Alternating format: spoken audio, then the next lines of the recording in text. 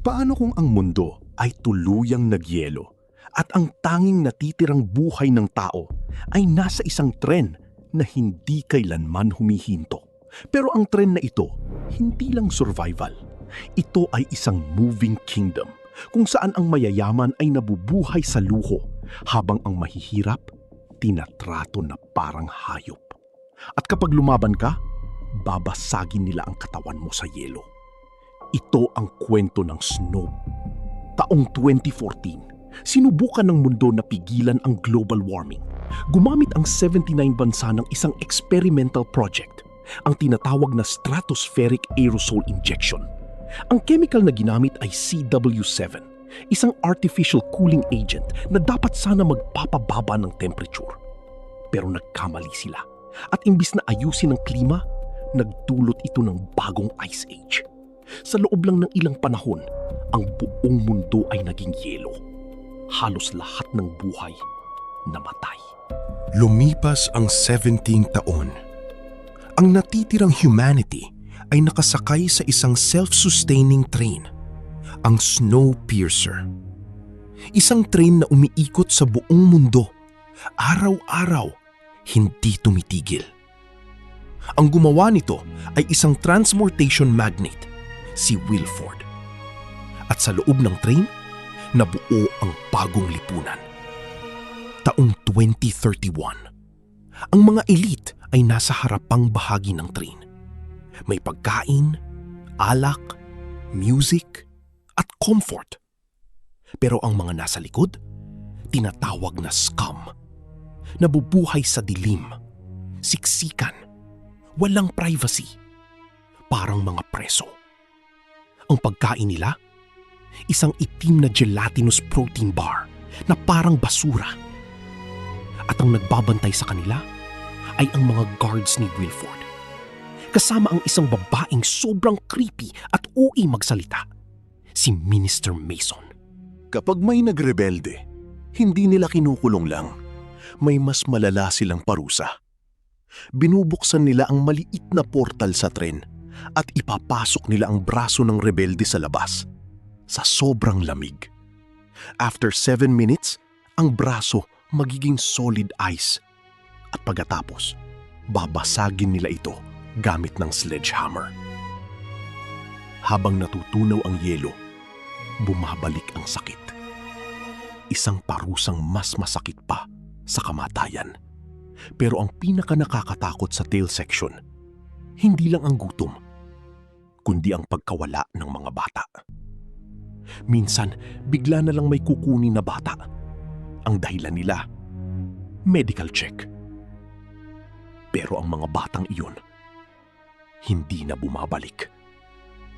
At walang may lakas para magtanong. Dito papasok ang main character, si Curtis Everett. Isang tahimik pero matapang na lalaki. Kasama niya ang kaibigan niyang si Edgar at ang matandang mentor nila, si Gilliam. Nagplano sila ng revolt. Hindi lang basta laban, kundi isang planong makakarating hanggang engine room. Dahil alam nila, kapag nakuha nila ang engine, mababago nila ang tren. Isang araw, may natanggap si Curtis na message. Nakatago sa loob ng protein bar. Isang pangalan ang nakasulat, Namgung. Si Namgung ay isang security expert na nakakulong sa prison section ng tren. At siya rin ang nag-design ng security locks ng Snowpiercer. Ayon kay Curtis, lahat ng dating rebellion pumalpak dahil hindi nila nabubuksan ang mga gates papunta sa harap. Pero si Namgung, kaya niyang buksan lahat.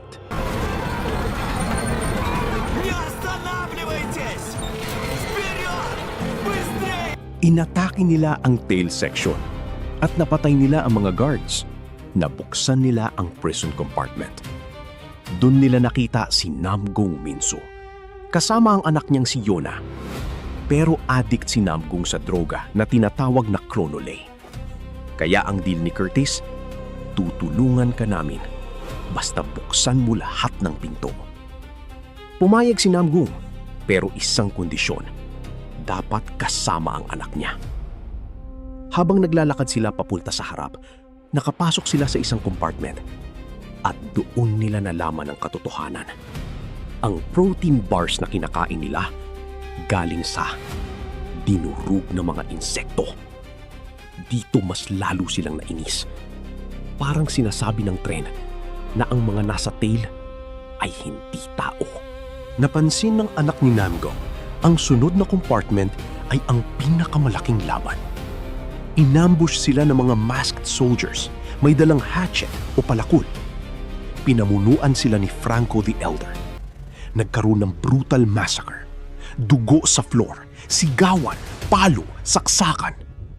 Habang ang train ay sumusuong sa malabato na yelo at isang tunnel kung saan ay dihado sila dahil hindi nila makikita ang mga kalaban. At sa laban na ito, namatay ang pinakamalapit kay Curtis, si Edgar.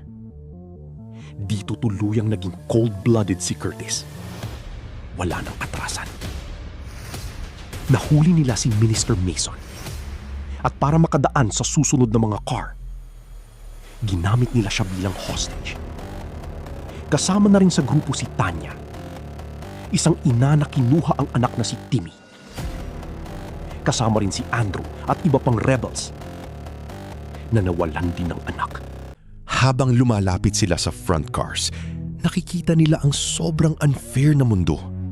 May garden, aquarium, may mga pagkain na fresh, may mga tao na parang nasa mall lang.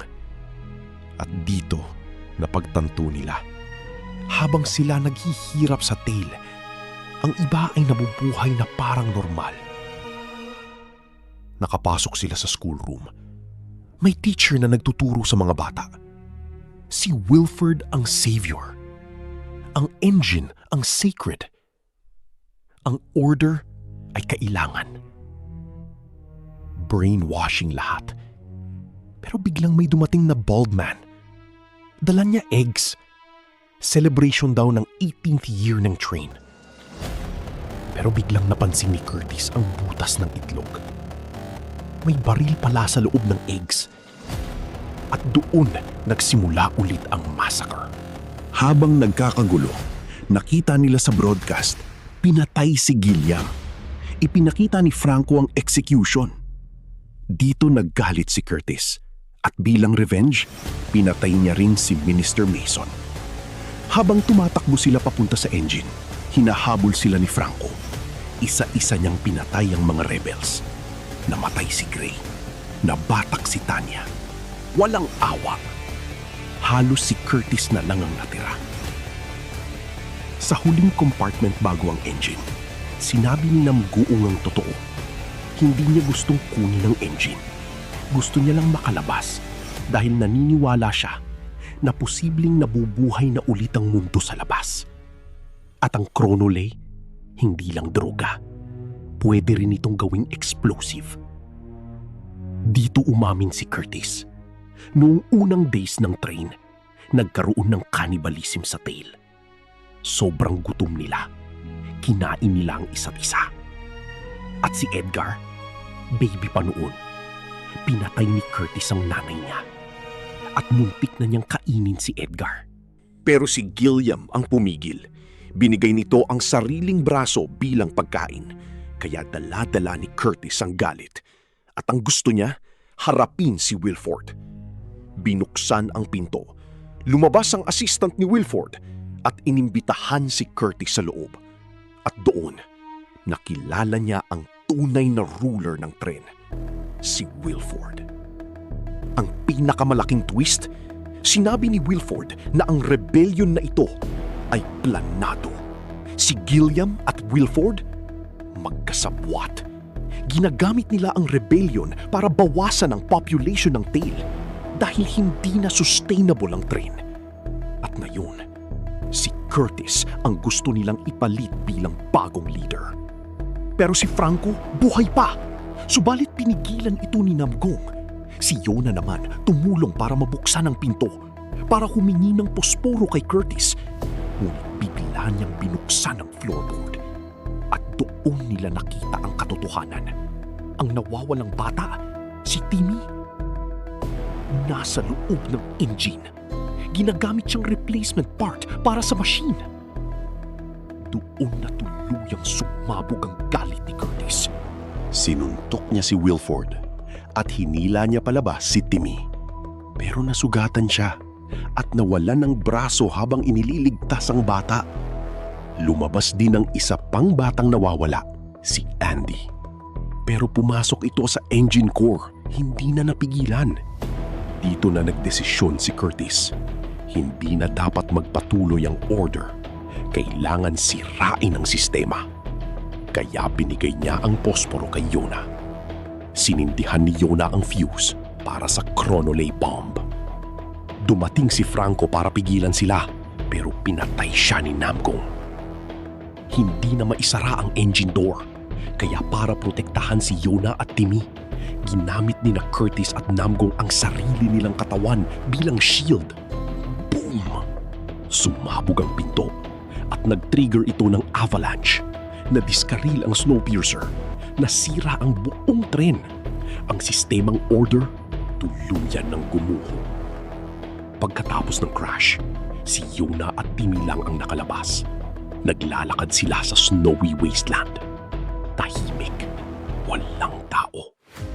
Pero biglang, may nakita sila sa malayo. Tahimik, walang tao, pero biglang may nakita sila sa malayo. Isang polar bear.